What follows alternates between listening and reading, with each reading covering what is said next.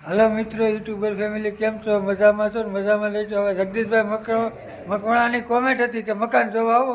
આપણે એમના મકાન જોવા આવ્યા. તો હાલો મિત્રો, તમને મકાન બતાવું. આ રીતે સ્ટાઇલનું કામ હાલે છે. આ મારા કાકા છે, અરવિંદ કાકા છે. આ જગદીશભાઈ પોતે મકાન માલિક છે. કામ સરસ બનાવ્યું, જોવો તમે. હે હા, જગદીશભાઈનો પોયરો છે.